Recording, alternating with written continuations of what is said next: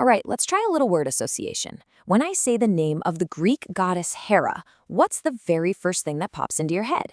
For a lot of people, probably most of us, it's just one word: jealous. But you know what? The real story of the Queen of Olympus is so much bigger, so much older, and way more powerful than that simple, one-dimensional picture of an angry wife. So we have to start with the story that's kind of defined her for thousands of years. In the popular imagination, Hera's entire reason for being seems to just revolve around her husband, Zeus, and his truly epic inability to be faithful. And, if you only look at the stories, it's really not that hard to see why.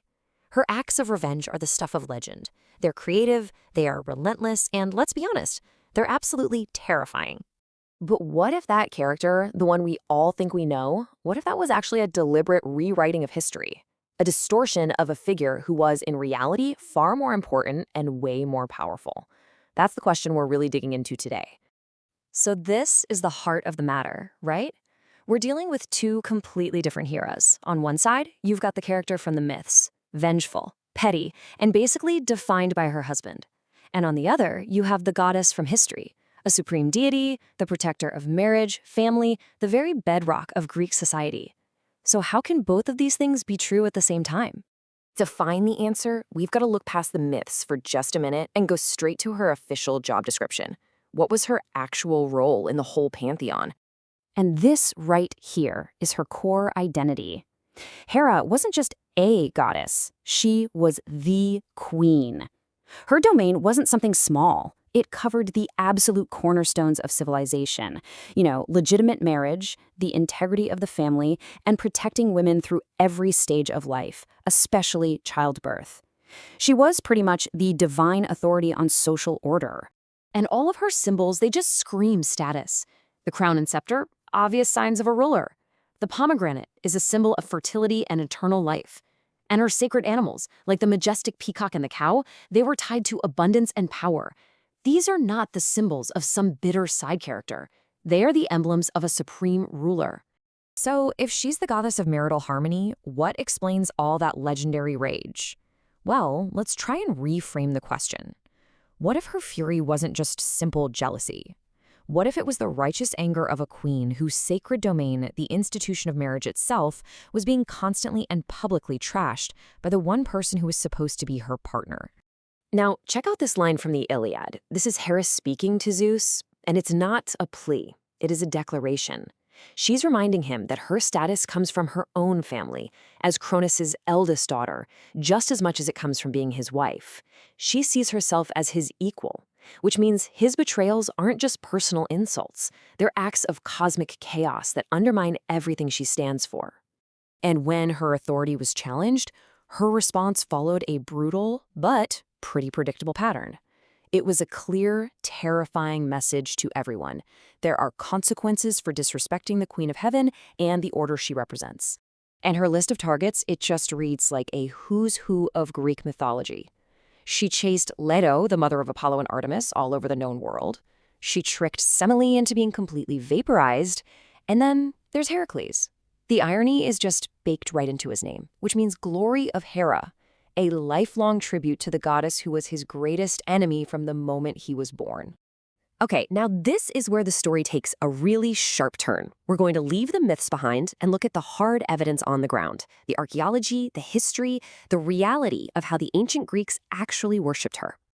This is the central paradox, isn't it? The supposed villain of the myths was, in real life, one of the most honored and revered gods in all of Greece. Her cults were ancient, powerful, and they were everywhere. The big question is, why? And this timeline just brilliantly illustrates how important she was. The very first enclosed temple for any Greek god that we know of, it was for Hera. The largest, most ambitious temples of their time in places like Samos and Argos, built for Hera. And at Olympia, the home of the games, her temple was built before the one for Zeus. This tells us something huge. Long before all the famous myths were written down, Hera was a major power player. And her worship wasn't one-size-fits-all either.